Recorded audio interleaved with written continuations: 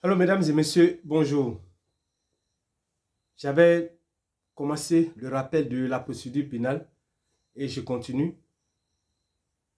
La dernière fois, j'étais en train d'expliquer la différence entre la perquisition et la visite domiciliaire.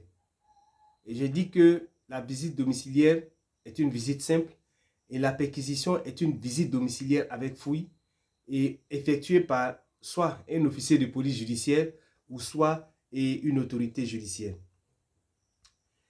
Il faut savoir également que lorsque le juge d'instruction reçoit un inculpé, inculpe une personne et la place sous mandat de dépôt et la met en détention préventive, c'est-à-dire que la main est en prison, le juge d'instruction est tenu par un délai. Et le délai, c'est en fonction de l'infraction qui est commise. S'il s'agit d'un délit, alors il faut savoir que le délai maximum en matière de délit est de 18 mois. En matière de détention préventive, le délai en ce qui concerne les délits est de 18 mois maximum. Alors, comment ce délai est réparti? Il faut savoir qu'il y a d'abord les 6 premiers mois qui sont les 6 premiers mois qui constituent le délai normal pour le juge d'instruction.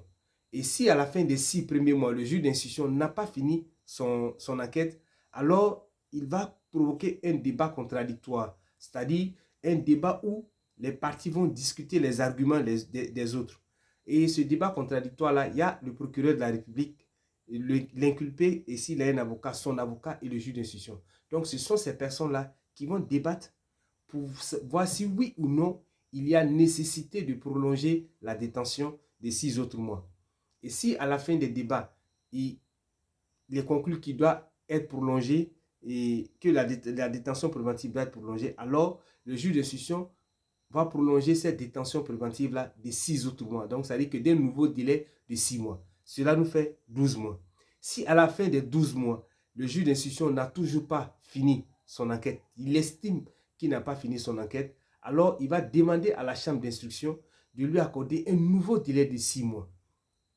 Alors la chambre d'instruction peut accorder ou ne pas accorder ce nouveau délai de 6 mois. Et si la chambre d'instruction accorde le nouveau délai de 6 mois, cela va nous faire 18 mois. Et le juge a 18 mois pour boucler l'enquête. Et si à la fin des 18 mois, après les 18 mois, le juge d'instruction n'a pas fini son enquête et que la procédure se trouve encore dans son cabinet, alors la personne qui est dans cette procédure-là est en détention injustifiée. Si la personne se trouve en prison, alors la détention est injustifiée. Et en principe, l'article 166, le dernier alinéa de l'article 166, fait obligation au juge d'instruction de mettre la personne en liberté d'office lorsque, à la fin des 18 mois, le juge d'instruction n'a pas bouclé son enquête et que la personne est encore dans son cabinet. Donc cette détention préventive, la loi, l'article 166 demande au juge d'instruction de mettre la personne en liberté d'office. S'il s'agit d'un crime, alors c'est la même procédure, 3 fois 8 mois.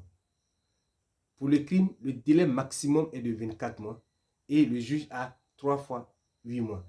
Les 8 premiers mois, le délai de 8 mois, c'est normal, il va faire son instruction. Et si à la fin du premier délai, le juge d'instruction estime qu'il n'a pas fini son enquête, il va convoquer le procureur de la République, l'inculpé et ou son avocat et lui-même.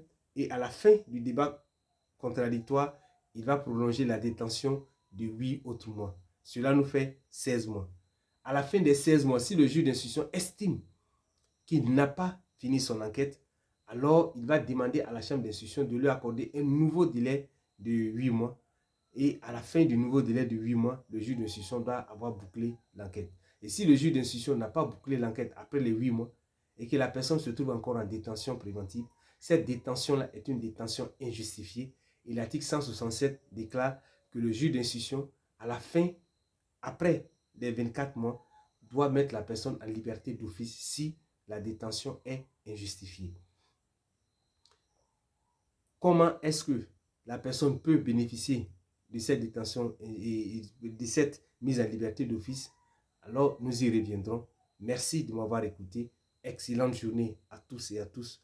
Que Dieu nous bénisse. Et surtout, n'oubliez pas de nous contacter en cas de besoin pour vos préoccupations au 01 71 53 22 45 qui était un numéro WhatsApp, au 07 79 68 20 63 qui est un numéro d'appel direct et également aussi un numéro WhatsApp. Merci et excellente journée.